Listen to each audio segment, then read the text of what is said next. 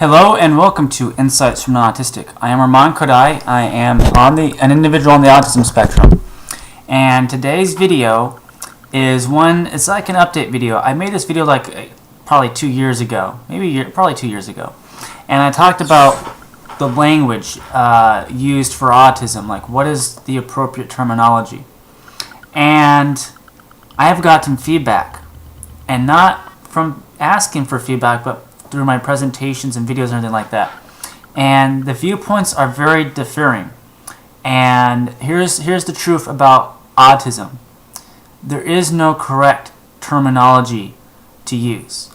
Some people will tell you people first language, especially like the teachers are taught to use that. And then other people will be like, no, I prefer being called autistic or an individual on the autism spectrum or whatever. There is no correct terminology. There's no PC way to describe it. You're going to piss off one person or other. Trust me on this.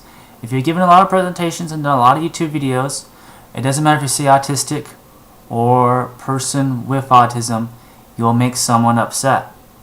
So I will explain what my viewpoint is on terminology, what terms I prefer, and the reasons for that. So before I do that, also the terms low functioning autism, high functioning autism. Okay, I have gotten in trouble with people because they're like, oh, high function, low function is not on the DSM, whereas Asperger's is, autism is. So those two terms are not on the DSM, or even mid functioning autism or mild functioning autism. And that terminology has caused me more problems than any other terminology. Like saying autistic or individual of autism actually really doesn't cause me much, usually doesn't get me in any sort of trouble whatsoever. But people really get upset like if you say high functioning autism.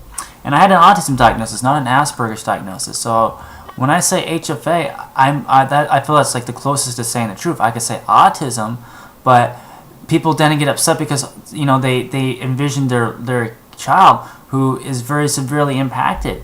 So it's very hard to use a terminology, and I've had one friend who, originally he got so upset at me for that, and I guess what ended up happening is, I have not seen it, but there exists a documentary I've been told on YouTube. If you know the documentary, please show it to me, I want to see it.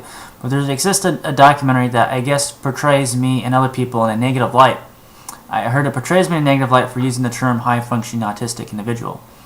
I used to use that term to describe myself in my earlier videos. I did so to differentiate myself from people who were, more severely impacted by autism. I did not do it to offend anyone. I did not do it to say I'm more superior than one person or other. When I'm talking about autism, if I use the term low functioning autism, it is not meant to be an insult to someone. It is not meant to put myself on a pedestal. It is used to explain the differences in autism so I can more clearly explain what I'm talking about so people can understand me better. That's why I use those terms sometimes. For a long time I actually stopped using it after my friend got offended, because then I had someone else, very offended by that, and they're like, don't use that terminology, Arman, and I was told not to use it. But I gave this a lot of thought, and I made some people really upset.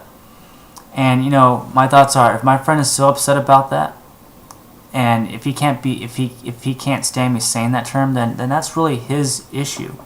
But I need the people who are reading my blog, listening to my YouTube videos, to understand what I'm saying. It's more about the message than the words. And if I had better words to replace it with, I would go with that. So it's about the message, not the words.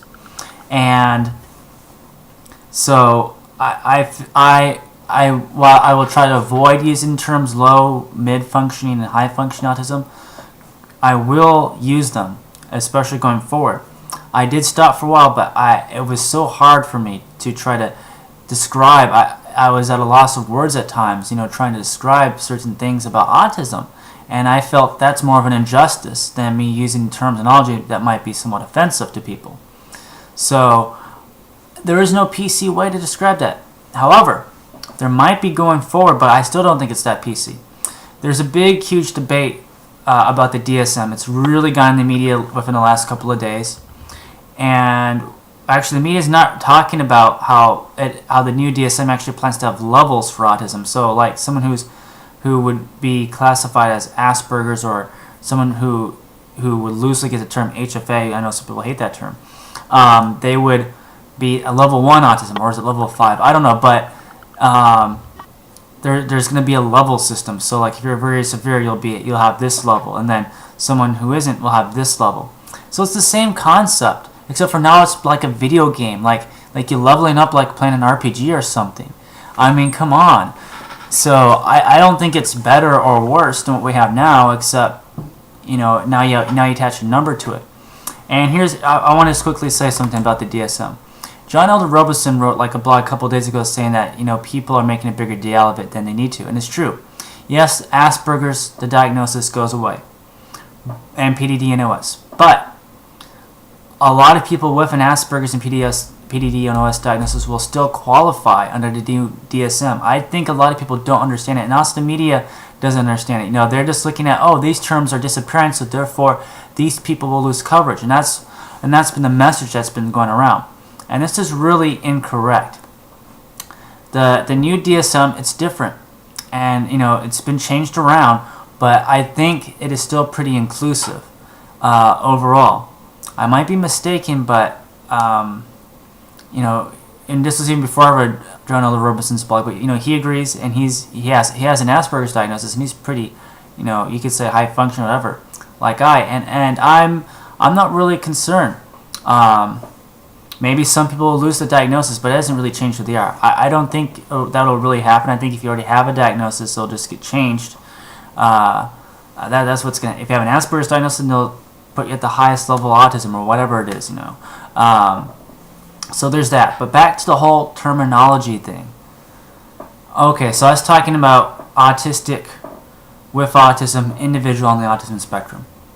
First, I said autistic. I used to call myself autistic. I used that term because that was the term I knew.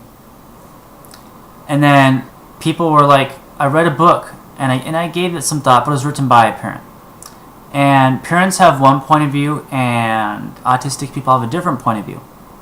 The parent was saying that you should always use people first person when you call someone who an autistic person autistic.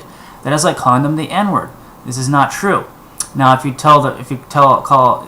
say to a parent, "Oh, look at your autistic child," that might offend a parent. But usually, people on the autism spectrum are not offended by the term autistic. It is actually pretty rare. It is more common for a parent to be offended by that term. It is taught in schools. Almost everybody, actually, I know, like pretty much every single person that goes to school that gets a psychology degree, they're taught to use the term person with autism. And some people, especially a large group of people, actually hate that term and they feel offended by that term. They much prefer autistic. And here's why. To them, they are autistic. It is a person, they identify themselves as autism because it defines their life and the way that they have to live. Saying that you're a person with autism means that it's like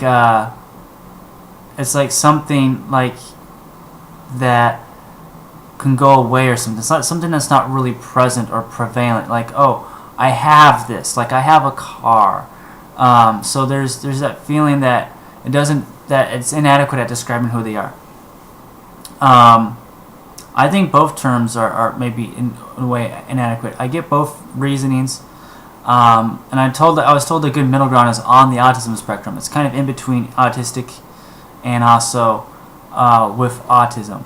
So here's my thought. I'll use all three terms interchangeably, and I feel like that autism both defines me at the same time. I'm also with autism. I feel the combination of the two. So I'm actually attracted to both terminologies, and I don't think either one is politically incorrect.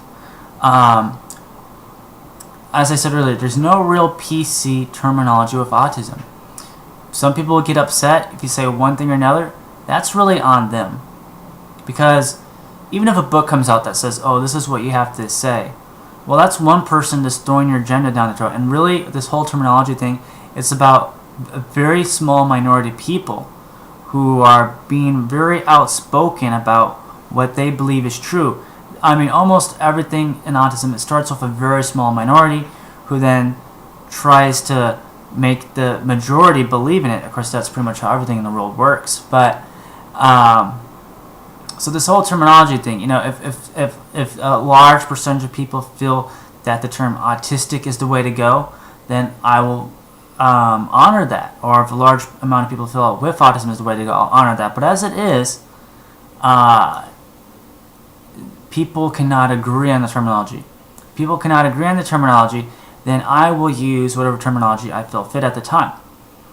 And that's just the way it is. So to make a long story short, or to make a short story short, I don't know, or long, there isn't proper terminology in autism. People have not agreed upon standards to talk upon. There's a lot of different terms out there. There's even terms I didn't get into, like ASPE or AUTI, etc. There's a lot. There's even more and more terms, and so it's just the way it is. And I don't know if there will ever be a true agreement. I do feel that, like I said, from the parents' point of view, that parents want things to be said another way, and then other people want things to be said another way. Whatever. It's just words. What really matters is the message. The message is what really matters, and it's what you take from it. So if you watch my videos, or you read someone else's blog, you watch someone else's videos, and they use terms that you don't like, you don't have to watch it. Or maybe they're saying something that you need to hear. It's not really about the terms; it's about what that person's saying. So anyway, I thank you for watching, and I wish everyone an awesome day of awesomeness. Thank you.